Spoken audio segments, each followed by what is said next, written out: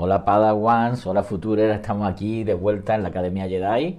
Hoy tenemos la suerte, bueno, el privilegio de tener a Margarita Padilla. Que- Hola, Hola Margarita, qué bueno que estás aquí. Bueno, Marga y yo nos conocemos desde muchos sí, años, 1000 años. de muchas luchas. Bueno, ella es ingeniera, programadora informática, autora de varios textos y libros, como quería poner aquí en la presentación, el libro del kit de la lucha en Internet. Aquí estamos. Y después pues siempre ha estado cerca de los movimientos sociales, de los Hub Labs, de los colectivos tecnológicos y bueno, desde el laboratorio, al movimiento contra la guerra, al 15M, es fundadora de sindominio.net, que es una experiencia, ¿no?, de servidor autónomo, ¿no?, la Sí, incipiente infosfera, ¿no?, de aquellos años en el Estado. Y bueno, en su trabajo, pues yo diría pues que ha cruzado pues esta reflexión sobre la tecnología, la política, la acción colectiva, ¿no?, los movimientos sociales. Y bueno, que para mí, bueno, ya lo sabe, que es un referente, es un gusto que estés en la Academia Jedi y muchas gracias por venir. bueno, no, gracias a vosotros y a las personas que, bueno, que dediquen el tiempo a esta conversación. Yo, no sé, espero estar a la altura y transmitir algo interesante. Seguro, seguro. Bueno, vamos a retomar un poco un poco la contextualización del curso que estamos haciendo, ¿no?, de este itinerario formativo, donde que estamos en la parte teórica, donde ya hemos hablado un poco de esta historia tecnopolítica de Internet, donde hemos caracterizado el capitalismo digital actual, ¿no?, sus nuevas formas de poder y de dominio, y ahora entramos en este eje sobre movimientos y resistencias al capitalismo digital, ¿no?, donde también queremos tener como una perspectiva histórica.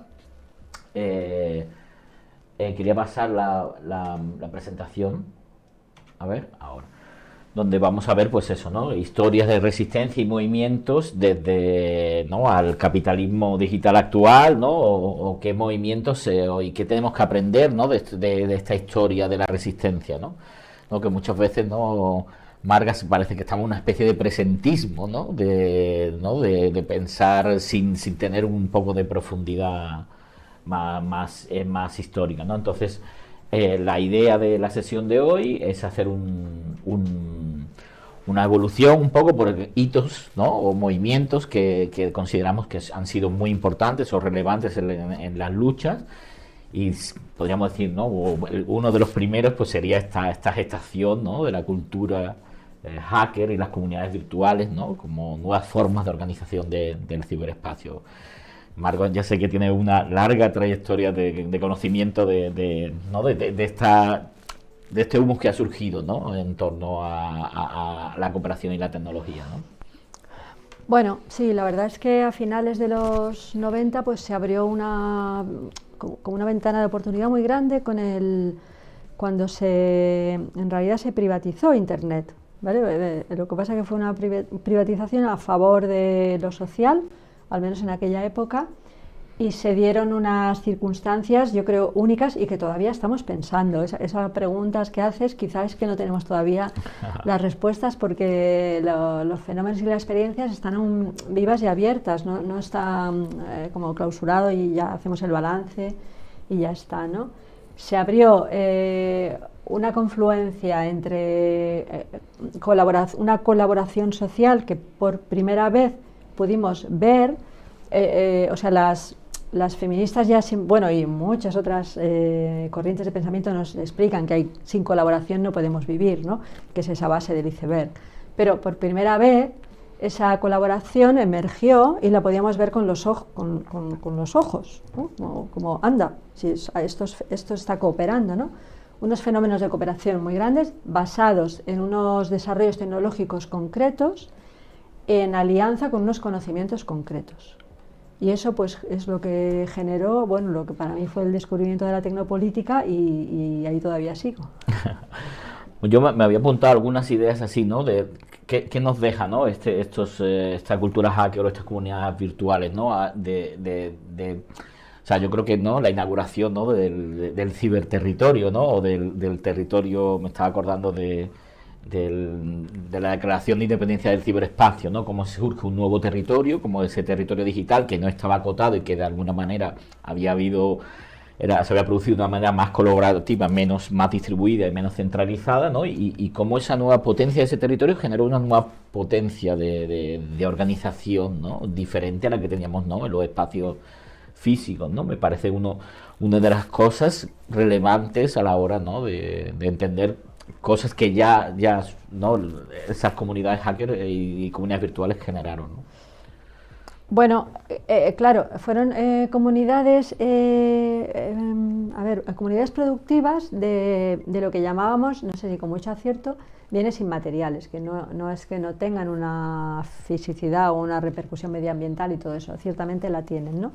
Pero eran esos bienes que, como ya seguramente todo el mundo sabe, pues se duplican a coste cero, no se desgastan con el uso, toman más valor cuanto más se usan, etcétera, ¿no? Y entonces eso permitía una experimentación en la cooperación distinta a si te pones a cooperar para hacer un edificio. Si te pones a cooperar para construir un edificio, pues si se te cae 2 veces es una tragedia, ¿no? Porque muere gente, pierdes todos los materiales.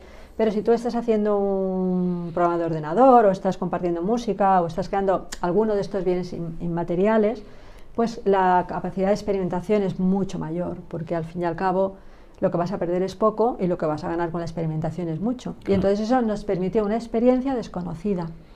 Claro. O sea, yo lo asocio a lo que podría ser para la generación del franquismo la revolución sexual. O sea, son de repente corporizar unas prácticas desconocidas, ¿no? Que nadie te podía explicar, que nunca en el mundo habían ocurrido antes. Y a partir de ahí, claro, todo eso en un terreno liso que estaba emergiendo, pues dio lugar a una riqueza de experiencia y de pensamiento que, bueno, que todavía bebemos de ella, y yo animo a todo el mundo a conectar con ello. Claro, a conectar con esta historia, ¿no? Y estaba pensando también en la fuerza que toma la inteligencia colectiva, ¿no? Por momentos, ¿no? Como si en este nuevo territorio se dan dinámicas de autoorganización y de inteligencia, de producción de conocimiento inauditas, ¿no? Como que no estaban explotadas antes, ¿no? Y se dan también bajo modelos bottom-up, ¿no? De abajo arriba, de manera no jerarquizada, ¿no? Como frente a un mundo cada vez más verticalizado, ¿no? Y pues parece que la potencia de la red, por lo menos en ese primer momento, era, ¿no? Una cosa de abajo arriba. Y se sabe que el conocimiento antropológicamente se sabe que el conocimiento es colectivo y que el conocimiento solo fructifera en sociedades en las que hay muchos contactos. Y la experiencia de redes nos propició una cantidad de contactos multiplicado exponencial. Y claro, es ahí como la inteligencia se hace social y se transmite y cuaja, ¿no? O sea que alguien tenga una gran idea, si no la comunica a nadie, pues es difícil que esa gran idea llegue a mucho, ¿no? Entonces lo que teníamos era un caldo de cultivo de contactos sociales muy intensos, y yo añadiría muy afectivos también, para que no esté solo la idea de que intercambiábamos código o datos. No, intercambiábamos afectos. Claro. Pues con esta, creo que está Guiomar ya por ahí. Vamos a pasar. Hola, Guiomar. Hola. Hola, qué gusto. ¿Cómo estás, Marga? Qué ilusión tenerte en la Academia Jedi, qué maravilla. Sí, gracias. Pues estaba escuchándoles y pensando un poco en esta ética hacker, ¿no? Que vemos que se desarrolla como una posibilidad de otra matriz, digamos, política, que no sea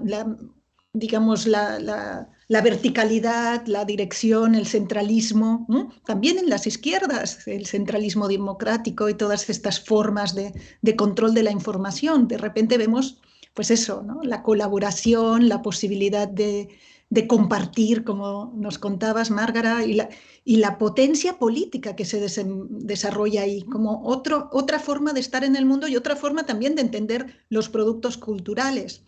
¿Qué piensas, ¿no? De esto de la cultura libre, en cierta manera, esta posibilidad de entender que nadie es propietario, ¿no? que implica un cambio generacional, quizá un cambio cognitivo de las formas de entender qué es la cultura, ¿o no? ¿Cómo ves? ¿Nos deslumbramos con eso?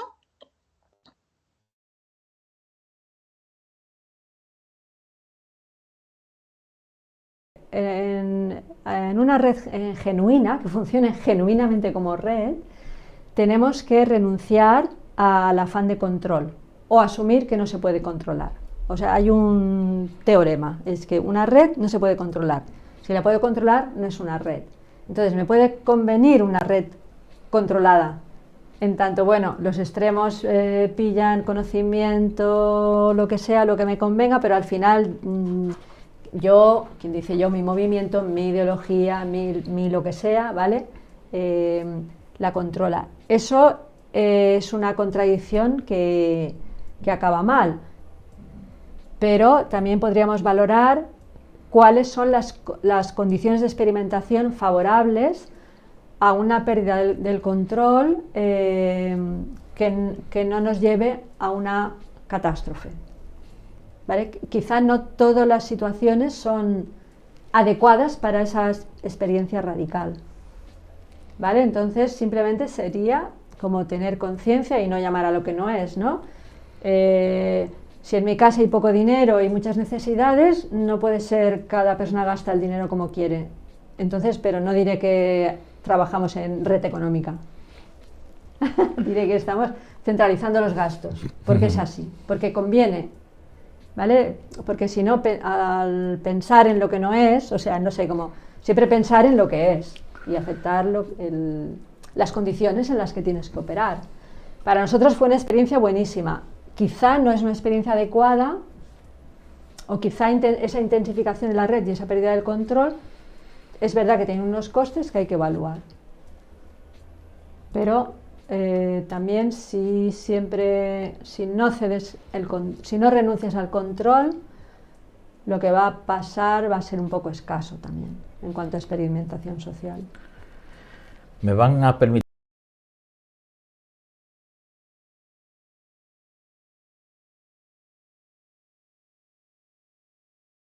la revuelta zapatista, y creo que no hay nadie que pueda hablar con más propiedad, por lo menos de nosotros seguro, y es una persona que sabe muchísimo del tema. Así que Guiomar, ¿qué supuso la revuelta zapatista, esta primera revuelta contra el neoliberalismo y que utiliza Internet? ¿Qué elementos destacarías?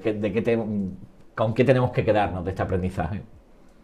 Bueno, en términos tecnopolíticos, lo que fue más sorprendente es la aparición de una red autogenerada. Digamos que no es que estuvieran los zapatistas operando con computadoras en la selva lacandona, donde no había ni internet, ni luz, ni mucho menos, sino que de repente el alzamiento de los pueblos indígenas de Chiapas, digamos, contra ese decreto de extinción que era el Tratado de Libre Comercio con Estados Unidos y Canadá, ¿no? En ese momento coyuntural, el 1 de enero del 94. O sea, ese acontecimiento genera una capacidad de articulación de la gente, digamos, de un entusiasmo por la revolución, por la posibilidad de transformar el mundo, que se organiza en red, que ocupa ese espacio de Internet que apenas estaba siendo, digamos, colonizado por los grupos de las organizaciones no gubernamentales,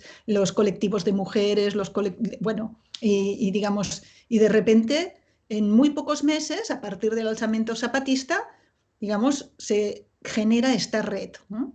Unos estudiantes de Estados Unidos abren la primera página con el Ya Basta, donde subían los comunicados zapatistas, otras páginas empiezan a espejear y a traducir, otros lugares empiezan a generar listas de correos electrónicos, todo el mundo empieza a dotarse de un módem y una computadora. Cuando digo todo el mundo me refiero al mundo de los colectivos activistas y de los movimientos sociales, ¿no? Que era algo que antes de ese momento nadie veía como que la importancia de tener un ordenador conectado.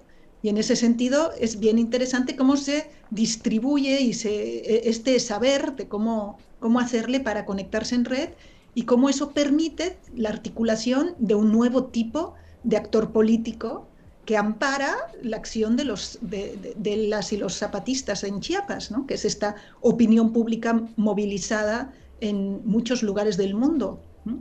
Y a la vez capaz de actuar de forma concertada, de forma inmediata y a través de operaciones de información, digamos, compartiendo materiales y a la vez también desarrollando todo un nuevo repertorio de acción que tiene que ver, por ejemplo, con ir a las embajadas y luego con ir, muchísimos activistas acudieron a Chiapas a conocer las comunidades, a convertirse en defensores de los derechos humanos, a documentar lo que estaba pasando y entonces se genera toda esa efervescencia digamos, de construir otro mundo posible en un marco, además, que permitía luchar en común contra un enemigo común que se construyó como el neoliberalismo, ¿no? Y que esto encadena con el ciclo altermundista, con lo que va a pasar después en el 99 en Seattle y con todas las movilizaciones que hubo después contra la Organización Mundial del Comercio y el Banco Mundial y todo. Pero bueno, en el caso del zapatismo, lo que es emblemático es cómo desde los más olvidados, como dicen los mismos comunicados zapatistas del mundo, los más silenciados, los más invisibles, de repente tienen un poder de interpelación muy fuerte, ¿no?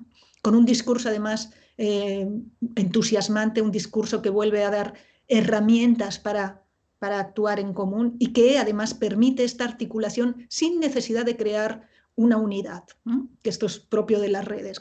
Las redes funcionan con cierta autonomía de los nodos, cada colectiva, cada lugar, cada tal, sin necesidad de compartir un programa común ni de venir de un activismo común, pues son capaces de articularse, digamos, en torno al zapatismo y de defender el zapatismo y a la vez de llevarse el zapatismo a cada espacio, ¿no? Que esto es lo más interesante, ¿no? Hay una especie de autoapropiación digamos, de código abierto de lo que es el zapatismo y de actuarlo y de hacerlo. Entonces eso es muy interesante como red activista, como esta red sin centro que se autogenera y que logra defender pues eso, lo que estaba pasando, lo que pasaba en un determinado lugar del mundo, ¿no? En el contexto además tras la caída del muro de Berlín y en todo un momento digamos, de mucha desmoralización dentro de lo que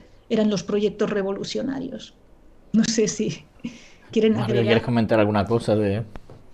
Pues mira, o sea, solo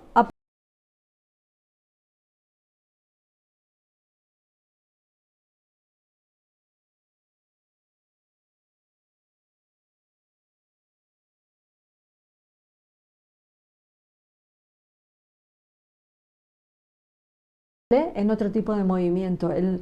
Pudo acontecer porque el propio zapatismo, su lucha era en red, en el sentido de no tener un mensaje unificado, hablar en pluralidad de registros, no tener un programa machacón, o sea, tenía las características de esa ausencia de centro que ahora a lo mejor llamaríamos incluyente o bueno, le pondríamos otras palabras, ¿no? Y eso yo creo que es lo que permitió esas formas de cooperación con esa lucha. O sea, animaría a todo el mundo o sea, no te puedes llamar militante si no conoces de pe a pa la revuelta zapatista, porque es el acontecimiento fundacional de la época que estamos viviendo ahora, es el momento cero. Y bueno, me apunté aquí una pregunta, que era la pregunta zapatista. ¿Qué es la comunicación? ¿Emitir mensajes o crear conexiones que liberen a las tribus? Y creo que esa era la pregunta que el zapatismo, desde luego, dijo, no emitir mensajes. Y ese no emitir mensajes fue lo que permitió organizarnos en red, porque obviamente si alguien tiene el micro y quiere explicar todo el rato su mensaje, pues la red no tiene sentido. Muy bien, pues sí, bueno, yo creo que una de las cosas que a veces se habla poco es de la centralidad también no solo de la red, sino de la palabra, los símbolos y la comunicación dentro de todo el movimiento zapatista a la hora de establecer, ¿no?, como espejos, ¿no?, y diálogos, ¿no?, con otra gente muy distinta en todo el mundo. Pero bueno, iba a seguir un poco el camino de la presentación y bueno, creo que las dos habéis comentado pues eso, que la red era, pues en esos momentos como un sitio fértil, ¿no? A construir, no, todavía, no, hoy nos cuesta trabajo pensarlo, ¿no? Un espacio no dominado por por las corporaciones, donde te podías montar tu servidor y sabías tu URL, y no, tenía una cosa así de garage y también de algo que construías tú, ¿no? Y yo creo que eso también ayudó bastante, ¿no? A eso, al espíritu de todo lo que estaba pasando, partiendo de una de las experiencias, ¿no? Que tanto Marga como yo estuvimos en Indie Media, ¿no? De uno de los experimentos, ¿no? Como apuntaba Guiomar, ¿no? Vinculada a la contracumbre de Seattle del 99, ¿no? La primera vez que hay esta conexión entre, ¿no? Aquí, como lo podemos ver en pantalla, ¿no? Esta es la que era la portada de lo que era Indie Media, ¿no? Que tenía su publicación central y su publicación, ¿no? Abierta, ¿no? Era la primera vez, era como un poco los inicios, ¿no? De esa web 2.0, en la medida que no, me acuerdo en aquella época no podías publicar nada en internet fácilmente, y aquí era la primera vez que tenías un sitio que podías publicar fotos, imágenes, vídeos de las protestas, ¿no? Y donde ha habido una conexión entre activistas, hackers, ¿no? Y programadores, media activistas, ¿no? Que era la figura que se hablaba en aquella época, ¿no? Que era como gente que hacía media, ¿no? Y que también fue un hito fundamental, ¿no? Indie Media, ¿no? Para como ver la capacidad de que había gente de autoorganizarse y generar su propio de medio de comunicación distribuido, ¿no? Bueno, creo que es una gran enseñanza. ¿Yo o Marga, quién quiere? Sí, a mí, bueno, yo me parece fundamental recordar esos momentos, digamos, que evidentemente vienen de esta emergencia de las redes y esta capacidad de articulación, digamos, espontánea y a la vez motivada y posible a través de Internet, de muchos activismos, de mucha diversidad, la potencia de desde la heterogeneidad poder actuar sin necesidad de un centro rector. Y la construcción en estos espacios de comunicación para mí es bien importante, y ahí el zapatismo fue clave, de este marco general de cuál es el problema del mundo hoy, ¿no? O sea, ¿dónde está el palacio de invierno que hay que tomar? ¿No? ¿A quién le aplicamos la guillotina? ¿A quién manda? ¿No? Y en cierta manera, en ese proceso en redes, en esos años, digamos, que son desde el 94, digamos, hasta el 99, se va gestando esta conciencia de que, en interacción, estos marcos, de que el enemigo común es un sistema económico, ¿eh?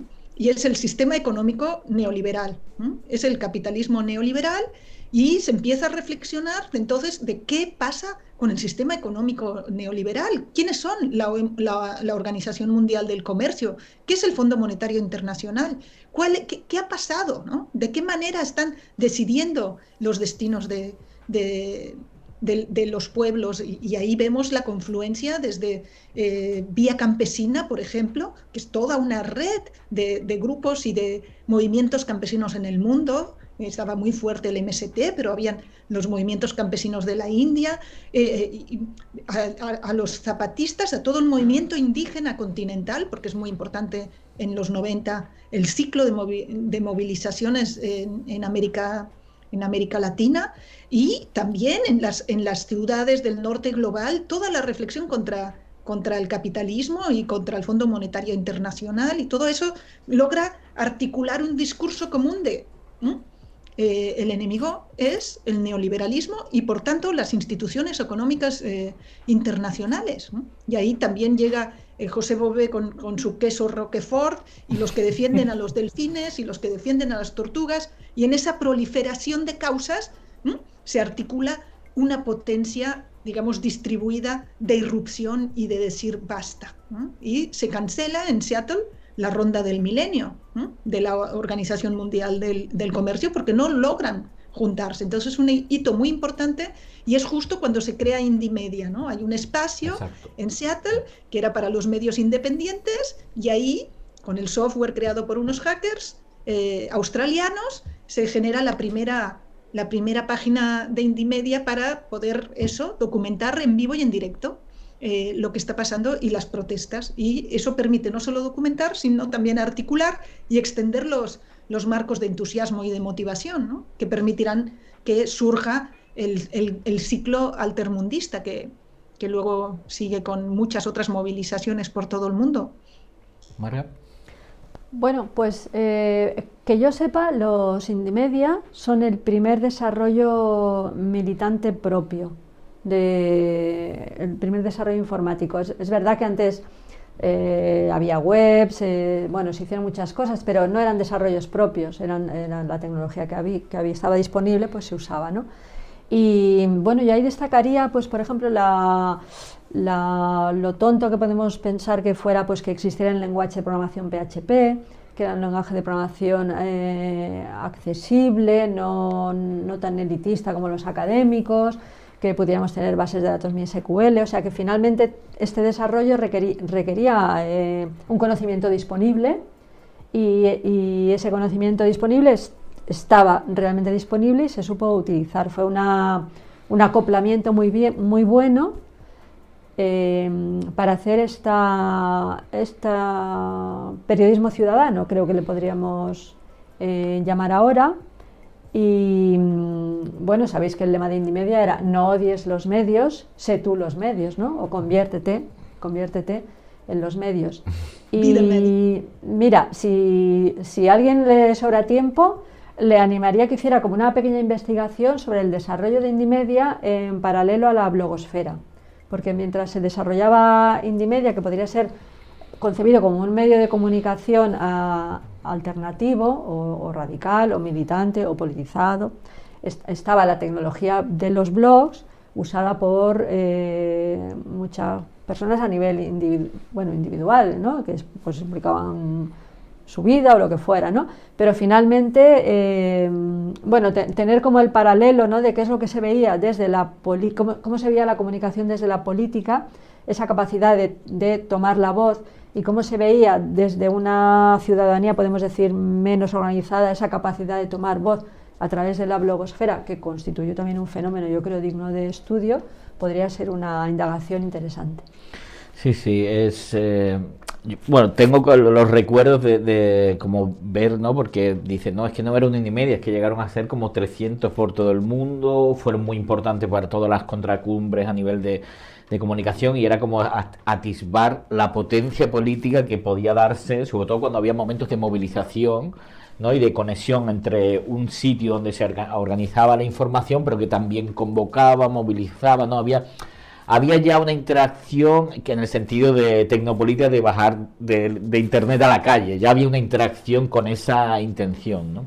Porque era, uno de los grandes hallazgos de Indymedia, yo creo que fue ofrecer un formato replicable, que era adaptado, no todos los Indymedia funcionaban idénticamente igual, pero igual que la blogosfera te ofrecía un formato que era simple, era lo último irá lo primero, eso es un blog, ¿no? Estuve hablando y lo último irá lo primero, pues aquí era su columna izquierda, su columna derecha, y el transferir esa especie de conocimiento militante de lo que funciona y darlo a quizá colectivos pues que no tienen tanta capacidad de producción o que no tenían tanta capacidad de experimentación, pero que rápidamente podían aplicar y adaptarse el modelo empaquetado, digámoslo así, ¿no? Como el producto.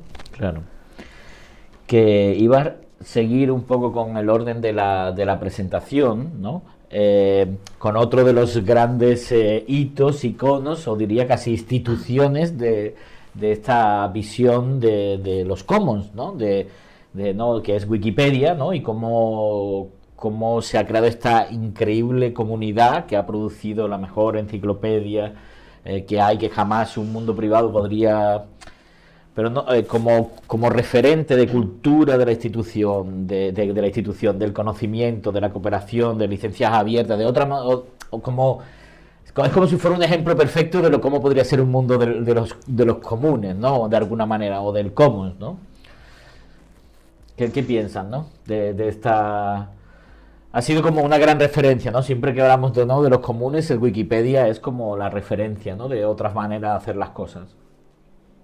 Sí, digamos, pues es como la catedral de lo que se ha logrado hacer en formato colaborativo sin haber caído en la monetarización de Internet, ¿no? Wikipedia yo recuerdo hace tantos años, cuando se decían no a los estudiantes, ¿no? En las universidades puedes citar cualquier cosa, pero no puedes citar Wikipedia. Y hoy en día ya es casi al revés. No cites otra cosa, busca en Wikipedia. Digamos, hay mucha información, pero también podemos decir, y eso nos puede explicar también Márgara, los sesgos que vemos en Wikipedia. De repente, de esa potencia y de esa catedral colaborativa que tenemos, también aparecen pues el problema de los sesgos culturales, el problema de la falta de referentes, digamos, de mujeres, de países del sur, de gente racializada, digamos, falta muchísimas cosas en Wikipedia, y a la vez también vemos cómo algunas páginas pueden ser también, aunque sean gestionadas y cuidadas y tal, de repente hay información que desaparece. Pero me gustaría escucharte a ti, Márgara, sobre esta magnífica enciclopedia colaborativa. Pues he perdido el guión. Bueno, yo sobre Wikipedia es como curioso. Ellos parten de la idea de que la verdad enciclopédica o el conocimiento enciclopédico es consensuable, ¿vale? O sea, en el proyecto de Wikipedia ya se entiende que va a haber guerras de edición, y de hecho hay continuas guerras de edición. O sea, como emblema de los comunes me parece muy bueno, en el sentido de no idealizarlo, porque en Wikipedia hay batallas feroces por lo que tiene que salir en cada página. Lo que propone Wikipedia es que esas batallas se libren en un único espacio, que es el común. Y yo creo que eso tiene mucho valor, porque imaginemos que hubiera la Wikipedia feminista, la Wikipedia ecologista, la Wikipedia altermundista. Claro, una Wikipedia ecologista, una Wikipedia feminista, que va a explicar, pues claro, el feminismo, ¿no? Ellas se lo guisan, ellas se lo comen, claro, no, va a hablar ellas solas, ¿no? La Wikipedia ecologista, pues claro que... Pero aquí la propuesta de Wikipedia es, mira, todo eso lo vamos a dirimir en un espacio común, en el que asumimos, y hay muchos mecanismos para procesar esas batallas, vamos a decir, para gestionar los conflictos, dicho de otra manera, ¿no? Y esa idea de que podemos llegar a un acuerdo, la hipótesis es que podemos llegar a un acuerdo sobre la verdad enciclopédica, aunque quizá ese acuerdo va a estar todo el rato siendo gestionado. Me parece un enfoque bastante real sobre la verdad del conocimiento, que finalmente es social, y me parece un experimento muy, muy bueno.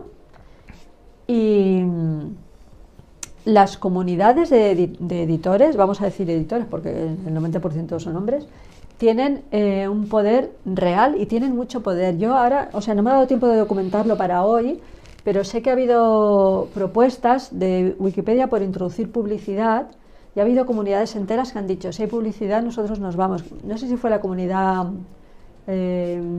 argentina o de habla hispana, pero bueno, o sea que realmente es un proyecto en el que a nadie le interesa que haya una comunidad sustancial que diga, nos vamos y hacemos otra Wikipedia, porque en ese momento ya ninguna de las dos Wikipedias tendría valor, creo yo, ¿no? Pues se reconocería que son Wikipedias sesgadas, ¿no? Que responden a su comunidad. Y de la Wikipedia, para mí hay una cosa que, aún sin conocer bien cómo funciona, me parece fascinante, que es lo fea que es la interfaz. Y dices, ¿cómo es posible que un proyecto tan potente tenga esa interfaz tan vetusta, ¿no? Y eso es por algo, no es porque no les dé tiempo o porque no tengan dinero. Yo creo que es la expresión de cómo, cuando una comunidad decide dónde pone el foco de las prioridades y cómo dice dónde hay que invertir, y dónde, por ejemplo, es mucho más importante tener un buen editor que tener colorines en la portada, o sea, bueno, como que es un proyecto dotado de mucha autonomía, que va un poco al margen de las modas, ¿no? Totalmente de las redes sociales y de todo, tiene ahí su interfaz que no cambia, y porque el valor pues no está o sea, porque lo que vende va por otro canal, ¿no? Me parece un proyecto muy potente. Sí, la verdad es que no tiene como un montón de complejidad porque, claro, gestionar una cosa de una manera más comunal, porque tiene también muchísimas reglas, también tiene también su complejidad, pero bueno, muestra que es posible gestionar, ¿no? un bien y el conocimiento de otra manera. Voy a seguir, Yo yo quería estoy aquí. añadir Dale, Guimar. Yo quería añadir una cosa que me parece importante de Wikipedia, y es que es un proyecto siempre en construcción. Y en ese sentido recuerdo en el libro del kit de la lucha en Internet de Marga Padilla, que la tenemos aquí, justo hablaba de esto, ¿no? De estos, de lo inacabado, los proyectos inacabados como esa potencia que tienen los proyectos inacabados, que siempre es mejorable, siempre es cambiable, siempre está sujeta a revisión, y cómo se va gestionando además con estos grupos que se apuntan por libre iniciativa para curar y cuidar determinados temas. Entonces es una comunidad siempre creciente, siempre cambiante, y a la vez cada entrada de Wikipedia también está sujeta a la posibilidad de la alteración. ¿Qué opinas de eso, Marga? Bueno, sí, claro, o sea, cualquier tema de conocimiento que quieras, en el que quieras meterte está sujeto a modificaciones. O sea, yo creo que lo que se propone desde el proyecto es un reconocimiento de sí, es verdad que no hay, bueno, todos estos sesgos que tú decías, ¿no? Pero bueno, si conseguimos, y realmente el proyecto de Wikipedia hace un grandísimo trabajo por incorporar editoras, con poco éxito. O sea, habría que ver por qué, ¿no? Pero ellos tienen claramente esta brecha, la tienen notoriamente, ¿no? Y yo creo que la idea es, bueno, cuando se incorporen otros públicos editores, cambiará lo que decimos sobre las cosas, ¿no? Pero es esta idea, ¿no? Es importante que todos peleemos en una única página, ¿no? Para no hacer monólogos. Pues vamos a seguir con nuestro repaso de proyectos colectivos, acontecimientos importantes. Bueno, ahora nos toca uno de los grupos más famosos y espectaculares, también controvertidos, ¿no? También con evoluciones también raras, ¿no? Porque es una cosa, ¿no? Que es Anonymous, ¿no? Que si yo tuviera que destacar algunas o los elementos que creo que son interesantes para pensar futuras acciones, es esta capacidad de hacer enjambres en torno a una identidad y una filosofía muy sencilla, una máscara, ¿no? Como la de Guy Fawkes, y cómo conectarse para hacer acciones que en realidad son muy sencillas, pero que tenían una cosa de espectacularidad, como los DDoS, ¿no? Los ataques de denegación de servicio, ¿no? Pero sobre todo ahí yo creo que la potencia que hay es cómo una máscara puede construir una identidad y una filosofía y una agrupación y una identidad colectiva, ¿no? Que en algunas ocasiones también ha bajado la calle y con las máscaras, ¿no? Y se ha convertido en un símbolo, pero también ha estado haciendo acciones de sabotaje en Internet. Creo que es importante, ¿no? Recordar pues lo que ha supuesto Anonymous o las cosas que nos trae, ¿no? ¿Qué pensáis? Bueno, Anonymous es realmente algo difícil de hablar, de ¿no? comprender. Sí, y o sea, esa capacidad que tiene, como dices, de trabajar en enjambre, y algunas veces se ha hablado de ellos como que plantean la pregunta de cuál sería el equivalente a una manifestación en Internet, ¿no? O cuál sería el equivalente a una concentración o a parar el tráfico o a acciones en Internet. Y se ha controvertido un poco sobre la legitimidad que tendríamos, pues eso, de tirar abajo webs o de hacer algunas acciones que son las que ellos practican. Pero bueno, yo creo que la pregunta allí está abierta, ¿no? ¿Qué sería un derecho a manifestación? O sea, es verdad que una manifestación bloquea la ciudad y sí, te fastidia o no puedes ir con el coche. Pues bueno, como que esos fastidios, ¿no? ¿Cuál sería la legitimidad de esos fastidios en Internet? Yo creo que eso es una cosa interesante, y Otra, yo creo que, por lo que yo sé, Anonymous no es un lugar, o sea, no es un tipo de colectivo que piense mucho, lo digo así, parece un poco despectivo, es porque no me viene una palabra mejor, pero que no es, el debate y la reflexión no es su fuerte, o sea, la deliberación no es su fuerte. Yo diría que se apoya mucho en los consensos exteriores, diría. Entonces, ahora, por ejemplo, hay un ambiente favorable para que puedan hacer acciones contra la invasión rusa en Ucrania, porque hay un consenso social que es como que, bueno, ya te damos un poco el pensamiento hecho, o sea, que no digo que sean tontos, pero que, o sea, de lo social emerge. Entonces, eso puede cambiar si hay otros contextos también. Para mí, Anonymous es una experiencia muy ambigua, que... Totalmente. Bueno, también podríamos pensar que la diferencia de Forocoches o de otros colectivos así que se enjambran, como de dónde tienen ese hilo de ética que según ellos les conecta siempre con defender la autonomía de Internet y la libertad de expresión, ¿no? Serían los dos hilos éticos con los que ellos siempre justifican sus acciones, y que en Forocoches pues no tenemos ninguno de estos hilos éticos, ¿no? Pero, o sea, aparte de ver las formas de organización y las prácticas, ¿cuál es la singularidad que hace que no te escores mucho hacia acciones menos legítimas o más, dicho no desde mi vocabulario, vandálicas, ¿no? Como ese límite entre quemar la papelera o... ¿no? Como que yo creo que están un poco ahí en la frontera, y que depende de cómo se interprete esa papelera que se quemó, pues puede ser un gran vandalismo o una acción de defensa legítima. Claro.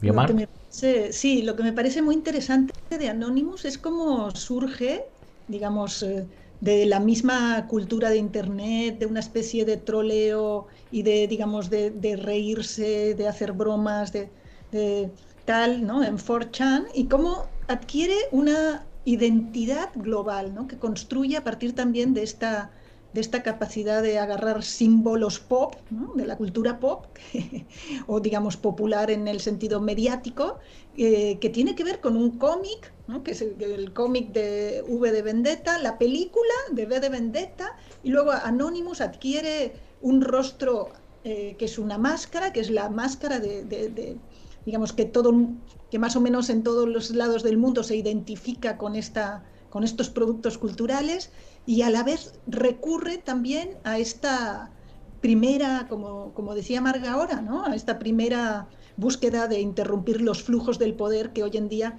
están en la web, ¿no? Que es una reflexión temprana que hacen los primeros hacktivistas, como el Electronic Disturbance Theater o Critical Art Ensemble o Electro Hippies, que también hicieron muchas acciones de este tipo, de interrumpir o de bloquear páginas, por ejemplo, en el contexto de la masacre de Acteal en Chiapas, también en defensa de los zapatistas. Entonces vemos como de estas prácticas a esta forma de generar una especie de actor colectivo, que es una especie de franquicia, que cualquiera puede crear su Anonymous, agarrando 4 elementos, también de muy fácil replicación, apropiación, tal, y ponerlos al servicio de una causa que, como dice Marga, tiene que ser como muy generalizada, muy amplia y muy evidente, ¿no? Y entonces, ¿cómo logra la suma de muchísima gente para interrumpir, para accionar, y para, además, con esos vídeos increíbles, que era el vídeo de una cabeza anónima, ¿no? Otra vez recurriendo al tema del zapatismo, de un centro vacío, ¿no? Otra forma de hacer política donde es una cara que no es un rostro de nadie, sino que es incluso un interrogante, un enmascarado en el caso del zapatismo, ¿no? Y en el caso de Anonymous, pues un cualquiera, ¿no? Ya vemos aflorar como esta búsqueda de es un cualquiera y a la vez es cada uno de nosotras, ¿no? Entonces, muy interesante en cuanto a la generación de estas nuevas politicidades, diríamos, incluso nuevas formas de acción política inconcebibles, ¿no? De otra manera, donde participa gente que ni siquiera se conoce, ni siquiera necesariamente se ha visto o se ha puesto de acuerdo, sino de repente aparece un consenso y una capacidad de irrupción, y una estrategia en común, que la podemos poner en duda porque luego hemos visto cómo es utilizada esta forma también para, digamos, generar procesos de bloqueos contra la libertad de expresión, ya no distribuidas, no desde muchas computadoras, sino desde la capacidad, digamos, más de generar robots y generar estrategias de tecnopolítica de determinación y de control y de, digamos, violentas en ese sentido, ¿no? Vale, y solo una cosa que creo que puede ser útil para la academia vuestra, y es que, por lo que tengo entendido, Anonymous es continuamente expulsado de Twitter, de Facebook, de YouTube, o sea, está sometido a un cierre de cuentas continuo. Quiero decir que sus formas de crecer no se apoyan o sea, que realmente están en un filo, y todas esas redes sociales van muy a controlarlos o a por ellos, podríamos decir, ¿eh? No les dejan oxígeno. Bueno, yo ¿Sí? sé que les cortan, pero siempre van creando y tienen sus canales, aunque sean efímeros y... Sí, pero que no están, que las empresas estas capitalistas no están confortables con sus contenidos. Ya. Están ahí un poco al filo, ¿eh? Sí, están siempre en el límite. Bueno, pues vamos a seguir, pero nos queda un poco todavía y estamos ya a 50 minutos de programa. Quería saludar a la gente que está ahí en el chat, que Nesa, Pescompúa y Lau, que están por ahí.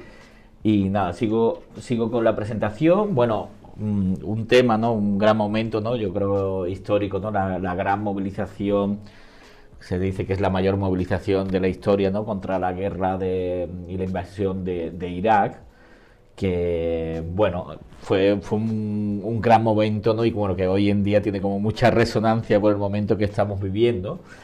Y bueno, yo tenía el recuerdo, le comentaba antes a Marga, ¿no? Que tenía el recuerdo de haber estado en alguna retransmisión de radio contra la guerra que había montado ella. Y si nos quería contar esa experiencia con el Hub Lab, y sí. Bueno, tengo ahí pocos recuerdos del No a la Guerra, la verdad, y así rememorando, sí que es verdad que teníamos en un Hack Lab, emitíamos un programa de radio y nos pusimos a hacer radio contra la guerra, y luego en los programas íbamos con un coche por el barrio de Lavapiés con un megáfono, emitiéndolos, y bueno, siempre nos paraba la policía y tal, y decíamos, ya, pero es que hay una guerra, somos un país invasor, bueno, pero esto no se puede hacer porque sin permiso. Pero no recuerdo así nada aparte de eso. Bueno, ya es bastante. No sé si Guiomar quieres decir algo sobre este momento. Bueno, me parece que fue un momento, digamos, culminante de esa capacidad de articular las multitudes, o sea, a través también de las herramientas digitales y para luchar contra un proceso que se veía inminente, que era este cambio hacia un capitalismo de guerra que se detonó a partir del atentado contra las Torres Gemelas, ¿no? Ahí vimos que la potencia de esta opinión pública movilizada que se había expresado en todo el movimiento altermundista quedaba puesta en cuestión en ese contexto, y fue la movilización más grande y simultánea que se ha visto jamás hasta entonces. O sea, lo que sí estoy convencida de que se apoyó en el antecedente del Prestige. O sea, en el no a la guerra del Prestige. En el no a la guerra fue un tema de opinión pública, ¿no? De manifestación, de bueno, somos un país invasor, ¿no? Como de expresión. Pero en el Prestige, un año antes, se articuló un manos a la obra hacker, ¿no? De bueno, está el petróleo por allí, vamos a las costas a limpiarlo con nuestras manos. Y toda la cooperación que se articuló, que tuvo otra dimensión, pero creo que al final son como esos sustratos que permiten que otro movimiento emerja sobre lo que pasó, ¿no? Y estudiar lo del Prestige es muy interesante, ¿eh? Fue un movimiento súper importante, grande, masivo, autoorganizado, ¿no? Y como los movimientos, ¿no? van de unos a otros, ¿no? Sí. Y en este caso, ¿no? Pues aquí, pues toda la historia, ¿no? Después de los procesos de movilización con la guerra, que fueron masivos, recuerdo manifestaciones de 500.000 de personas en Barcelona, Bueno, pues justo el tiempo después, ¿no? Vino pues este momento tan duro de los atentados de Atocha y todo lo que supuso, ¿no? Con el gobierno de Aznar diciendo que había sido ETA cuando ya había muchísimos indicios de que no era así. Y bueno, y todo lo que sucedió esa noche, justo antes, ¿no? Unos días después de los atentados y justo antes de las elecciones generales.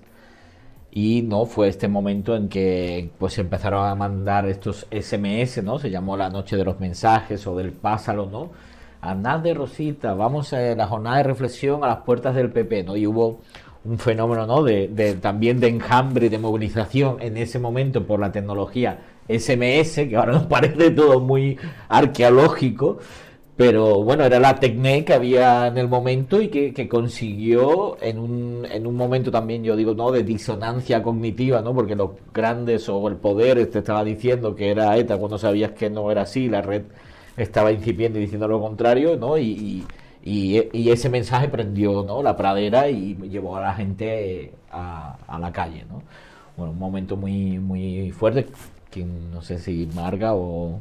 que sé que estuviste muy implicada en este tema. Estaba en Madrid y la lectura que yo hago de eso es que o sea, cuando los atentados, ¿no? que bueno, son un ataque a la vida, hubo una movilización muy grande de los afectos.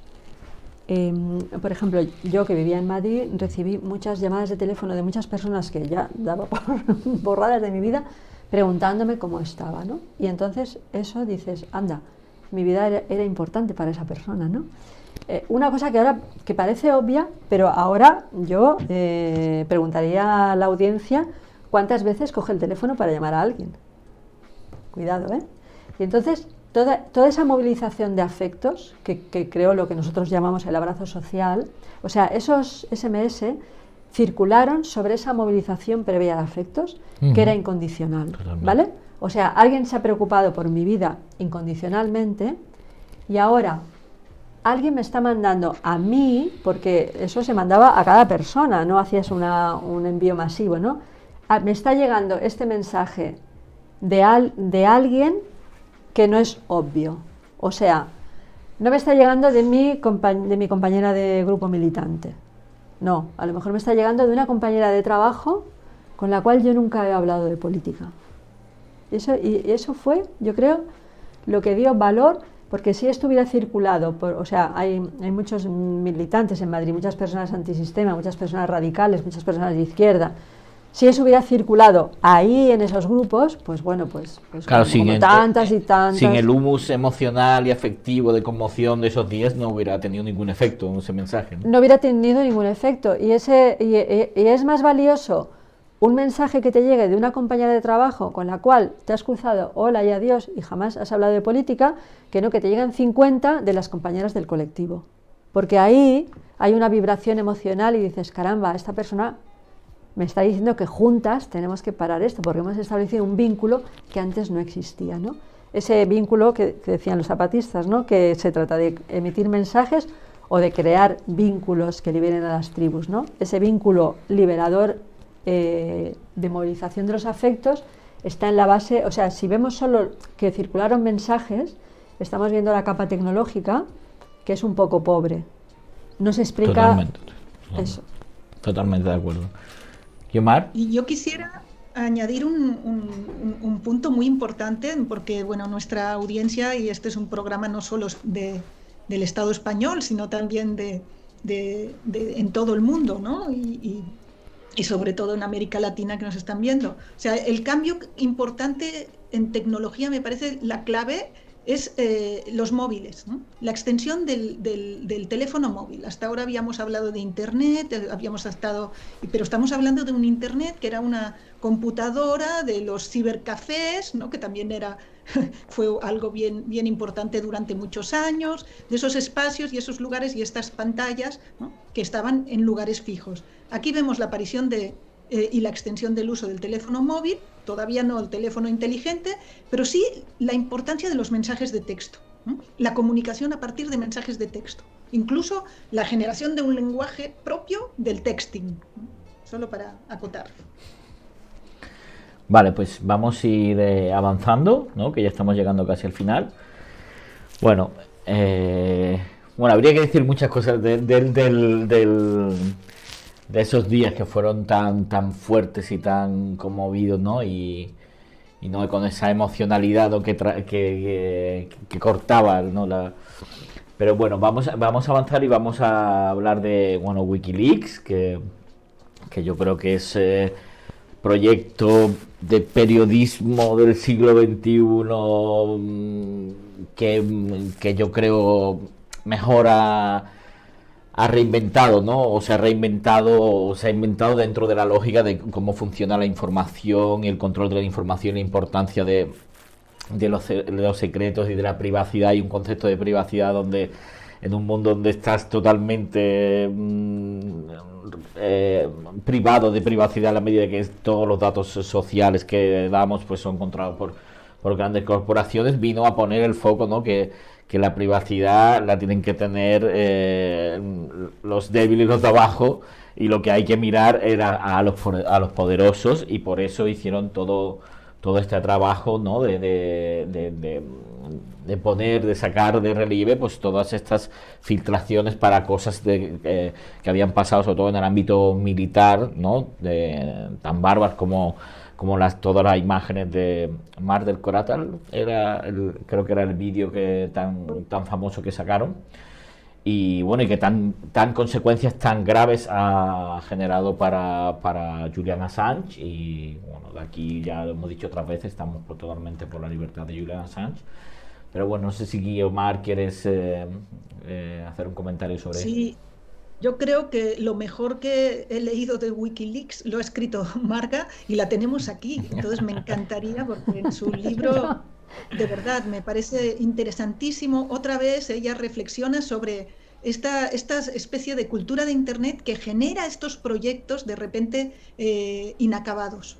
WikiLeaks como una instancia intermedia que permite la filtración de los secretos del poder y en condiciones de seguridad para canalizarlos a, digamos, los grandes medios de comunicación. En ese sentido, es un clarísimo ejemplo de este hacktivismo montado por el espíritu de los cypherpunks o de los CryptoPunks, donde se ubica también Julian Assange, que es cuidar la privacidad de las personas, de la ciudadanía, una privacidad imprescindible para cualquier ejercicio de libertad, y a la vez desvelar todo lo que el poder oculta. O sea, privacidad para las comunicaciones individuales y revelación de secretos del poder, porque todo lo que el poder oculta es realmente algo que va contra la gente. Bueno, sí, o sea, es que de WikiLeaks, ya se me olvidó todo lo que escribí, pero lo que me parece como estimulante es que es un proyecto es antisimétrico 100% respecto a Anonymous. WikiLeaks es un proyecto personal, es un proyecto diurno, es un proyecto de altos conocimientos, un poco más elitista, vamos a decir así, mientras que Anonymous pues es muy nocturno, es muy underground, ¿no? Luego los altos sacrificios que supone WikiLeaks para Julian Assange, ¿no? Y cómo esos modelos que son antisimétricos, ¿vale?, nos separarían un poco de la valoración sobre el bien y el mal, sobre el buen modelo y tal, porque ambos, yo creo, cooperan cuando hay batallas realmente incluyentes. Todos los modelos aportan y necesitamos, o es bueno, yo creo, que haya de esto y de lo otro, aunque esto contradiga lo otro, ¿no? Para mí es muy, muy interesante ponerlos en un espejo y ver cómo ambos tienen visiones compatibles de la libertad de expresión y de la autonomía de la red. Son compatibles, aunque no son comparables. No, y trabajan también, sobre elementos también diferentes, ¿no? El proyecto de WikiLeaks, por lo que conozco, tiene como un trasfondo muy, muy profundo, muy pensado con muchos años, sobre cómo ralentizar el flujo de la información entre los poderes capitalistas. He visto papers científicos analizando con algoritmos viendo cómo se podía ralentizar ese flujo, ¿no? Hay una cosa muy, muy elaborada y después esta cosa personal que es justo lo que protege a los zapatistas con la cara cubierta o Anonymous, ¿no? El hecho de desidentificarse de no soy nadie, pues entre comillas, pues te protege, ¿no? Pero en la medida que te enfrentas con el poder, pero con una persona, con un rostro, claro. Pues bueno, no es el primero ni el único. Aquí hemos hablado también de Aaron Swartz y de muchos otros activistas que han estado muy, muy perseguidos, ¿no?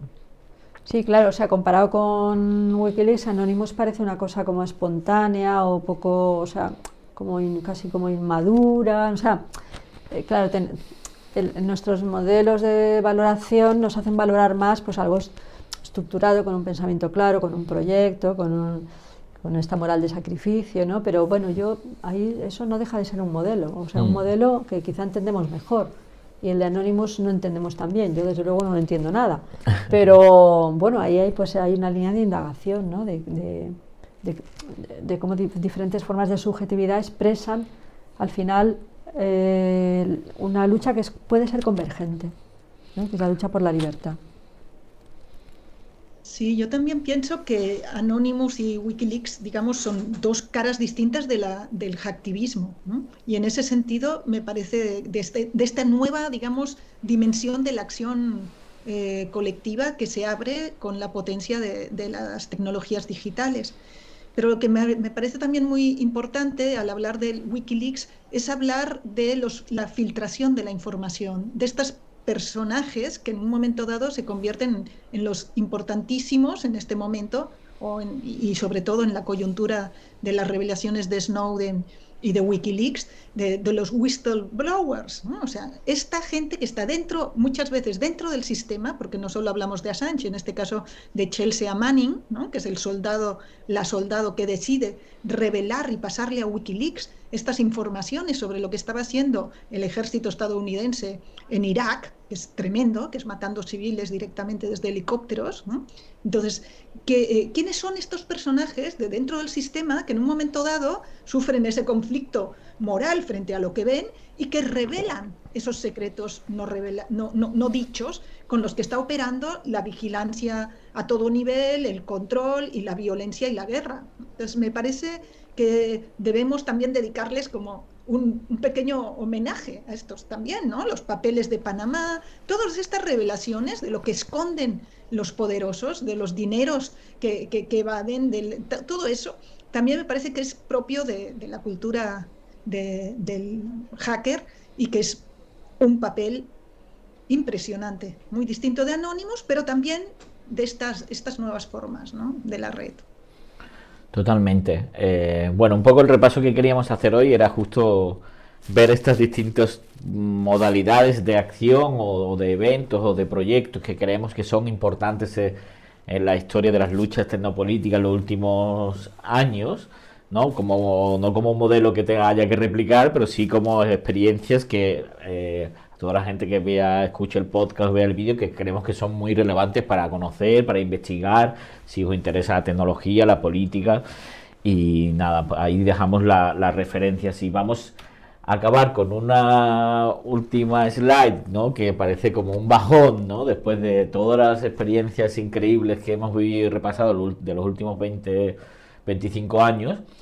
Es el nuevo escenario. Mientras todo esto estaba pasando, pues las grandes compañías de Silicon Valley empezaban a tomarlo todo y a romper ese terreno fértil y a ponerlo todo en cajas, en jardines amurallados, y a empezar a no ver nada de lo que está pasando en esas cajas negras de esas plataformas, ¿no? Que es como el contexto, ¿no? Al que nos hemos dirigido y que en parte cuestiona o dificulta también estas experiencias. Pero creo que es justo acabar un poco con esto, ¿no?